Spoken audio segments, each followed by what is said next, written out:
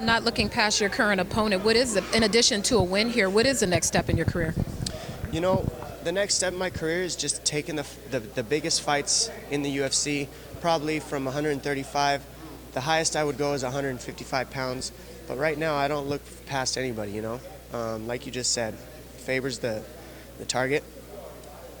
But I want the bigger fights, you know. I want these fights that been here so long. I've faced everybody in the 135-pound division once or twice already.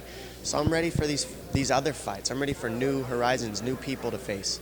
And it's exciting to me to get new matchups. When I spoke with you a few weeks ago at the event that Freddie Roach was being honored at, you said you wanted to take Urijah Faber completely out of the sport. Is that still the mindset? Of course. I mean, every time I go in there, that's the mindset. But I just know that Faber's somewhat looking for a payday and looking to get everything he can before he gets out and keeps working on his business ventures. You know, he's constantly bragging about how he doesn't need to fight. He just likes to fight. He doesn't need this. He just chooses it. Well, I need this. I mean, this is something that I enjoy doing, but I also need it. You know, I need these fights, and I need it not just because of the money, but I also need it because I'm proving something to me. So I enjoy challenging myself, and that's what this is about. And taking Faber out of it in this fight, not allowing him to ever touch the UFC belt, it's a big deal for me. Do you think too much focus has shifted from the athletes now to more on money instead of legacy? I think that that's a decent point you make, and I think that it can go that way, yes. But what happens is, after you spend a certain amount of time in this sport, you start to realize that you can't ever gain somebody's respect. You can't force it. You can't make people like you. None of that has any control. And to have a legacy is something that you build for yourself. But money is something that you also build for yourself. You have to make a living in this sport. And if you're not focused a little bit on money also, you're not going to make it in this sport. It has to be a mindset. It has to be something that you're interested in, because the money will pass you by if you're not focused on doing that as well. So it's a mixture. It's a mixture of continuing to build my legacy while simultaneously making money doing it. That's what I'm about right now.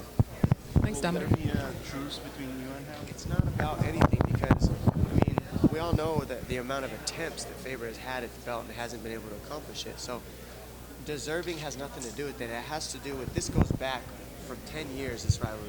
We fought twice. We need to have the third one. Fans know about us. Anybody who's been watching this sport since the WEC, or anybody who's watched the lighter weight classes, know that me and Faber both were pretty much the building blocks of this lighter weight class, 135 and partially 145, mixed with Aldo and some others from the WEC. So if you're a fan of the sport for a long time, you know that me and Faber need to have this fight. And more than anything, I just want to beat him up and just shut him down. So how are you going to beat him up? Plan on going in there and just doing work, man. I mean, I don't want to sound exactly like Nate Diaz, but it's like, you know, go out there, throw some weird stuff, you know, and walk out with a pocket full of cash, as he would say, right? I mean, he's OG, so why not?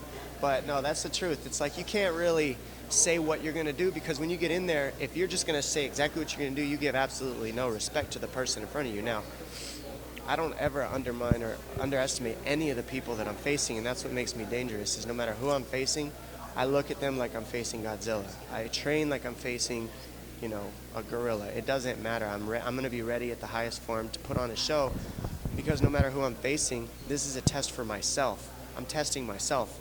I'm not doing anything except testing myself with each one of these steps that's taken forward. So I feel like that's what we're here for. We're here to challenge ourselves as individuals, as people. You guys are all here as media to get the next greatest interview, to get the next best interview that everybody wants to get 1 million views on, right? And every time you show up, you're not guaranteed to get that. But if you do, you know you did your job and you took a step farther in your career. That's what I'm trying to do with mine. I'm looking to take a step further, continue to build my legacy that I didn't have a chance to do for a long time because I was injured. But now I get to enjoy it that much more, and I'm here.